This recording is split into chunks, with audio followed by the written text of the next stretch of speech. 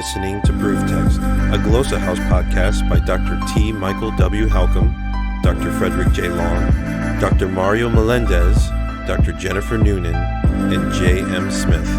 Welcome and enjoy. Shalom, this is Dr. Jennifer Noonan, and I want to welcome you to this week's SLA Insight.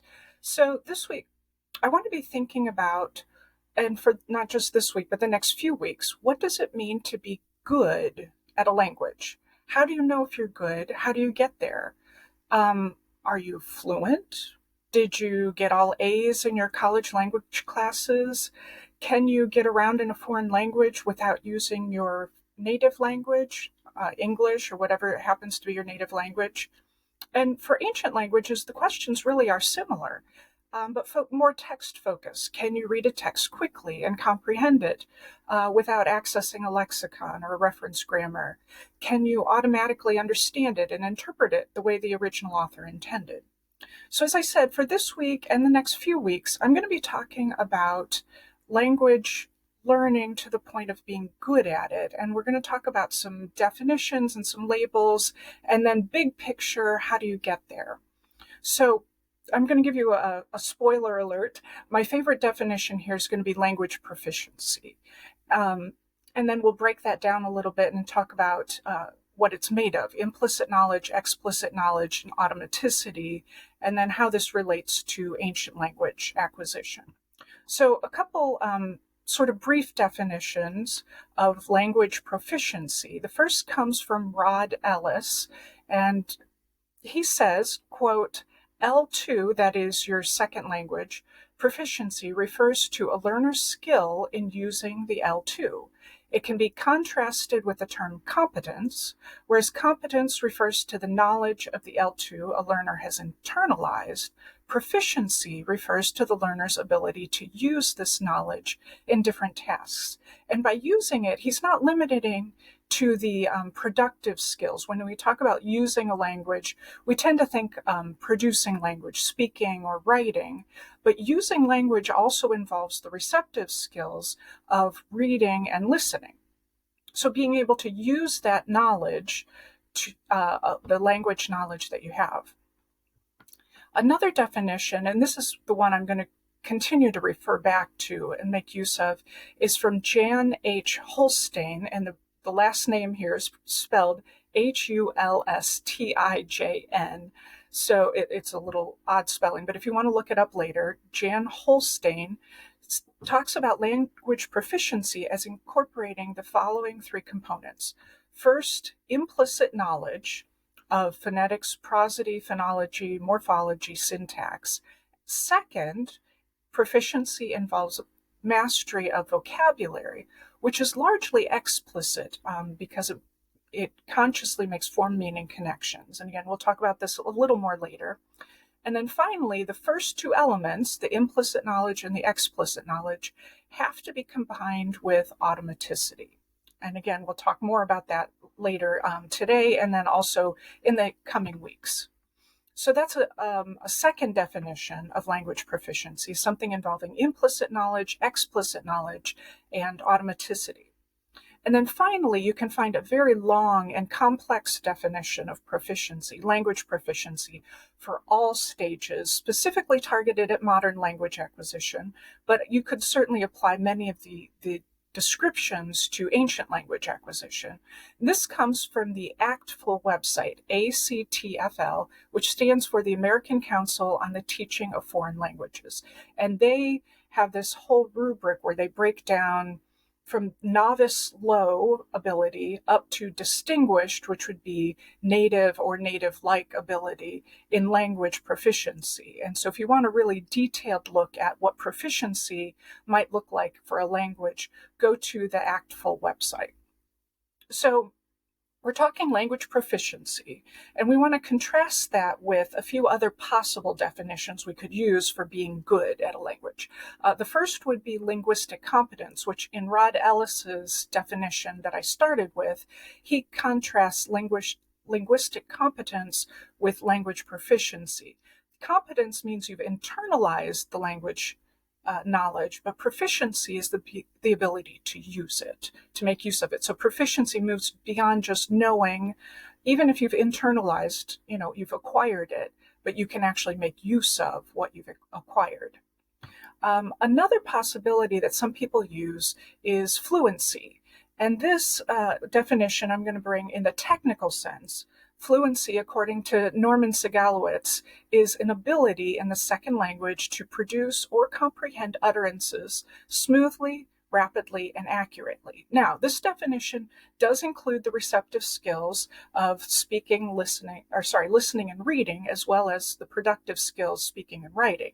However, in common popular usage, fluency really means the ability to speak well. And so I don't want to use fluency because it has this bias towards speaking skills and doesn't include the reading and interpretation skills that ancient language people really want to focus on.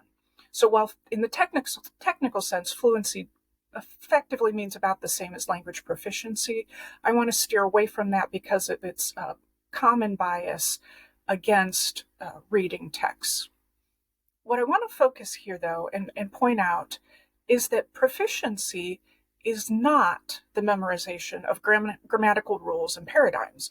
We're talking language skills, the ability to produce and or understand and interpret actual language in real time. So we're going to stick with proficiency here for our preferred label for the ability to be good at a language. And if we go back to the definition by Holstein, we're talking implicit knowledge, explicit knowledge, and automaticity. So I want to break those down just briefly here, and in the next couple weeks, the next few episodes, to really dive into what is implicit language knowledge, what is explicit language knowledge, what is automaticity. But for this first episode here, I just want to give a brief definition and a couple examples to start getting you thinking about what these terms mean. So for implicit knowledge, a quick definition here is the language knowledge we use every day when we communicate in our native tongue, that is the L1. L1's kind of a shorthand for first language, without knowing or referring to any formal rule. So an example of this in English, if you have implicit knowledge of your language, you know that the plural of mouse is mice, but the plural of house is houses. You know that. You don't know why, but you know it, and you use it correctly all the time. Another example is knowing that you cannot have, in English, a green, big, loud truck. It has to be a big, loud green truck. Again, we don't know why. There are obviously rules behind it, and we know the rules, but we implicitly know that's how you deal with adjectives in a list. So that's implicit knowledge. Explicit knowledge, by contrast, is conscious knowledge. It's knowledge of grammatical rules and patterns in a language. And as Holstein points out, it's knowledge of vocabulary, which is largely explicit. So some examples of explicit knowledge is knowing in English that you put an S at the end of a word to make it plural. That's the rule. And most of us know that implicitly, but we can also express it consciously and tell you that is the general rule for making plurals in English. And again, knowing vocabulary items. You look at a tree, you consciously say that is a tree. You know the rules, you know the words explicitly. And then the third aspect of proficiency, language proficiency, is automaticity. And this gets very complex, but in a short, brief way, it's the ability to complete a task or use the language quickly and without conscious thought. It's the opposite of, again, in language teaching situations, the opposite of controlled language processing, where the learner has to stop, recall the rule, and then use it and apply it to whatever it is they're trying to understand or produce in the language. So it's not controlled language where you're recalling that explicit knowledge. You just know. You can do it without thinking. So an example might be a native English speaker quickly and automatically arriving at the conclusions above that you can't have the large, big, loud, whatever green truck. It has to be in the right order without any apparent conscious thought. You can do it. You can use it without reflecting on it or thinking about it. So to round this out for today's episode, we want to talk about how this relates to ancient languages, because that ultimately is our goal here, applying these second language insights to ancient languages. So I want you to imagine with me a proficient reader of the Bible, one who has achieved language proficiency in Hebrew or Greek, Latin, Aramaic. This person has implicit knowledge of the language. In other words, he or she has internalized the grammar syntax to such a degree that he or she can feel the text, can read it without stopping to think about the rules, without accessing a lexicon, without going to the reference grammars. And not only that, he or she can read it and feel when it's different, and feel when, for example, the syntax is marked and they put the object first, to know, oh, that's different, and I know why it's different. They're trying to emphasize that, and do it without conscious thought. They can understand the significance of those constructions when they run across it. So that would be somebody who has strong implicit knowledge of the language. In terms of explicit knowledge, this reader of the Bible knows all the vocabulary.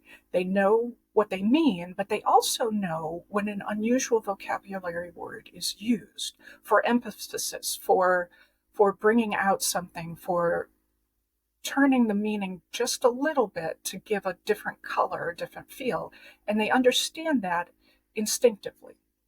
And finally, in terms of automaticity, the same reader of the Bible processes each sentence quickly as a unit rather than piecemeal, and in doing so, the reading is quick and it's understood. It's not analyzed word by word, phrase by phrase, but the comprehension and interpretation are almost instantaneous. And as we will see when we get to talking about automaticity later, it's also usually more accurate. So the payoff in terms of language proficiency, if you can get the implicit knowledge, the explicit knowledge, the automaticity, the payoff is going to be quick and accurate comprehension, understanding, interpretation, what we call in the biblical world exegesis.